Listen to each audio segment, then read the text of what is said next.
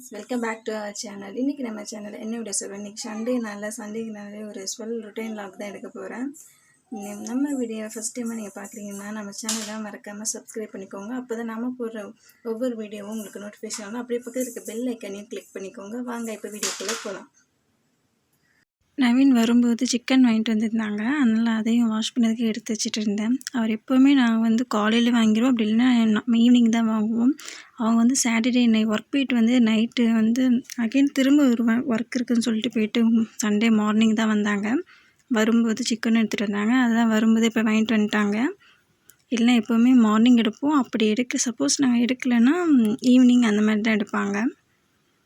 இப்போ அதை தான் க்ளீன் பண்ணிகிட்ருக்கேன். சிக்கன் க்ளீன் பண்ணுறது, இந்த நான்வெஜ் எதுவும் க்ளீன் பண்ணுறதுன்னா எங்கள் வீட்டில் நான் தான் பண்ணுவேன் எப்போவுமே. வேறு யாரும் கை எடுக்க மாட்டாங்க. அதுவும் இன்றைக்கி வீட்டில் யாருமே இல்லை. அவங்க நவீனுக்கும் தம்பி இருக்காங்க, நான் தான் இருக்கேன். அம்மாவும் அப்பாவும் வயலுக்கு போயிட்டாங்க. அப்பா அப்படியே வயலுக்கு போயிட்டு அப்படியே வேலைக்கும் போயிட்டார். அம்மா மட்டும் இப்போ வயலில் இருக்காங்க. சரி சொல்லிட்டு நானும் இன்றைக்கே க்ளீன் பண்ணிகிட்ருக்கேன். நான் ஸ்லோவாக தான் பண்ணிகிட்ருப்பேன்.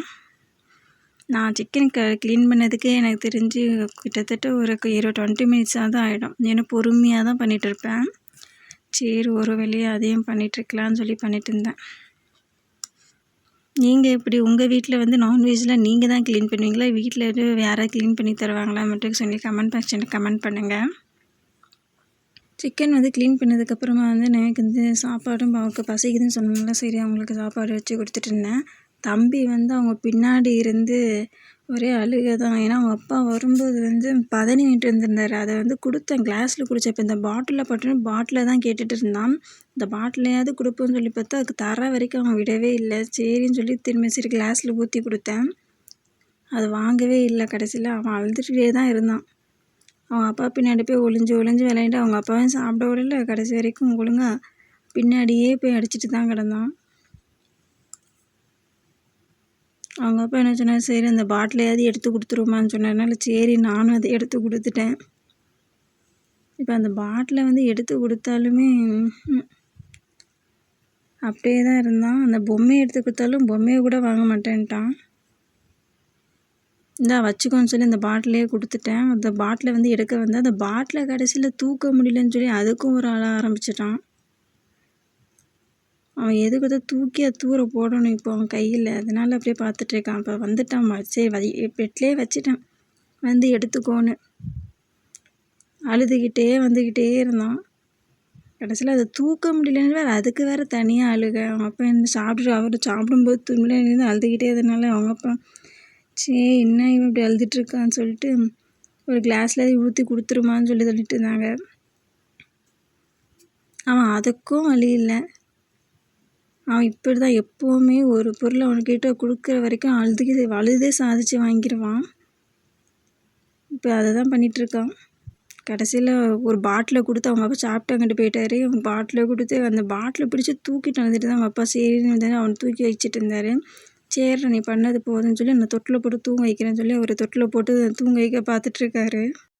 தம்பியை தூங்க வைக்கிற கேப்பில் நம்ம அப்படியே தலைக்கு எண்ணெய் தேய்ச்சலாம். ஏன்னா நான் தலையில் எண்ணெய் தேய்ச்சி ஒரு 4 நாள் இருக்கும். தலைக்கு எண்ணெயே தேய்க்கல, தலை நல்லா காஞ்சி போய் தான் இருந்தது. தலை லைட்லாம் சரி நம்ம ஆயில் மாதிரி தேய்ச்சிக்கலாம், நாளைக்கு வாஷ் பண்ணிக்கலாம்னு சொல்லிட்டு நான் தேங்காய் எண்ணெய் எடுத்து நல்லா தேய்ச்சிட்டு இருந்தேன்.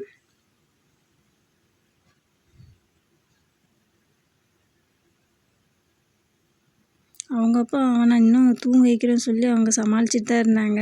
அதை எனக்கு தெரியாது, ஏன்னா இந்த சைடு நான் கேமரா வச்சிட்டனால அவங்க சரி தெரிய மாட்டாங்க. ஃபைனலாக நான் எல்லா சைடுமே ஈவனாக எண்ணெய் தேய்ச்சி அப்ளை பண்ணிட்டேன்.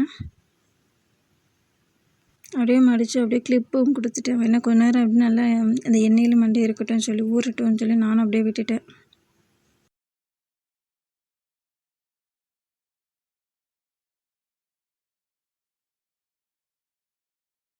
அவங்க 2 பேரும் என்ன பண்ணுறாங்கன்னு சொல்லி பார்த்தா கடைசியில் தம்பியும் தூங்கிட்டான். அவனை தூங்க வைக்கிற டயரில் கீழேயும் ஆள் படுத்து தூங்கியாச்சு. சரி இப்போ நம்ம போய் நம்ம வேலையை பார்க்கலாம். இப்போ அம்மா வயலுக்கு போய்ட்டு வந்துட்டாங்க. சரி மணியும் 12 ஆகிட்டு நல்லா சமைக்கலான்ட்டு இது அம்மா காலையில் வச்சாங்க ஆட்டுக்கால், அது அப்படியே தான் இருக்குது. இன்னும் யாருமே சாப்பிடல. எங்கள் வீட்டில் அவங்க மட்டும் தான் சாப்பிட்டாங்க, வேறு யாருமே சாப்பிடலனால இதை ஓரமாக வச்சுட்டோம். இப்போ வந்து டைம் ஆகிட்டனால அம்மா வந்து சீக்கிரமாகவே செஞ்சிடலாம்னு சொல்லி அவசரமாக செஞ்சாங்க. நானும் அப்படியே போய் தேங்காயெலாம் அம்மாவுக்கு அரைச்சி கொடுத்துட்டு அப்படியே அம்மாக்கிட்ட போய் அம்மா என்ன பண்ணுறாங்கன்னு சொல்லி அப்படியே ஒரு வீடியோவும் எடுத்துகிட்டு இருந்தேன். இது வந்து அவசரமாக செஞ்சு சமைச்சிட்டு இருந்தேன். அதேமாதிரி சாப்பாடும் கம்மியாக இருக்கிறனால சாப்பாடும் ஒரு பக்கம் வச்சாச்சு. அதுமாதிரி பக்கத்தில் அம்மா பாத்திரமும் இருந்தது. சரி அம்மா அந்த சைடு தான் அம்மா சமைச்சிட்ருக்காங்க, நம்ம இந்த சைடு போய் நம்ம வேலையை பார்ப்போம்னு சொல்லி நம்மளும் அப்படியே மொத்தமாக சேர விடாமல் அப்படியே நம்மளும் அப்பப்போ வந்து பாத்திரத்தை கழுவி வாஷ் பண்ணி போட்டுக்கலாம். இல்லைன்னா மொத்தமாக இருந்துச்சுன்னா வந்து கஷ்டமாயிடும். ஏன்னா இப்போ தம்பி இப்போ வீட்டில் இல்லை, வெளியே கொடுத்தாச்சு, எந்திரிச்சிட்டான். அதனால் தம்பி வரதுக்குள்ளே இதையும் முடிச்சிடலாம். இல்லைன்னா அவன் வந்துட்டான்னா எதுவுமே பண்ண விட மாட்டோம், உருட்டிகிட்டு இருப்பான். நல்லா அவன் வரதுக்குள்ளே இதையும் முடிச்சிடலாம்னு சொல்லி நானும் கையோடு அப்படியே முடிச்சிட்டு இருந்தேன். அம்மாவும் அந்த சைடு வந்து கிண்டி விட்டுட்டு இருந்தாங்க.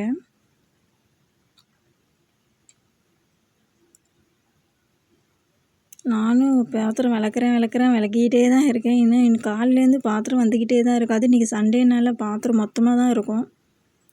என்ன தான் விளக்குனாலும் பாத்திரம் வந்து குறையவே மாட்டுக்கு. கொஞ்சம் சமையல் முடிகிற வரைக்கும் கொஞ்சம் அப்படி தான் இருக்கும். நல்லா பாத்திரத்தை கழுவி வச்சுட்டு நம்ம வேலையை பார்த்துருவோம். ஃபைனலாக வந்து பாத்திரத்தை எப்படியோ கழுவி முடித்தாச்சு. அதுக்கப்புறம் வந்து அம்மா வந்து சிக்கன் வந்து தொக்கு மாதிரி தான் வச்சாங்க, ரசம் வச்சுட்டாங்க. அதனால் ரசம் வந்து நான் தான் வச்சேன். அம்மா இப்போ தான் வந்தாங்க. தொக்கு மாதிரி வச்சதுக்கப்புறம் தம்பிக்கு வந்து என்னென்னு பார்த்தீங்கன்னா, தம்பி நம்ம எல்லாம் சாப்பிட்றோம், தம்பிக்கு என்ன கொடுக்க பார்த்தா ஒரு முட்டையும் உடச்சி ஒரு ஆம்லேட் மாதிரி போட்டுடலாம், பெப்பர் தூவி அப்படியே போட்டுடலாம் சொல்லி தம்பிக்கு தான் இப்போ பண்ணிகிட்ருக்கேன். ஓகே ஃப்ரெண்ட்ஸ், நம்மளோட ஆஃப்டர்நூன் வீடியோ வந்து பார்த்துட்டிங்க. இந்த வீடியோ உங்களுக்கு பிடிச்சிருந்தா லைக் பண்ணுங்கள், ஷேர் பண்ணுங்கள், கமெண்ட் பண்ணுங்கள், முக்கியமாக சப்ஸ்கிரைப் பண்ணிக்கோங்க. நெக்ஸ்ட் வீடியோவில் பார்க்கலாம்.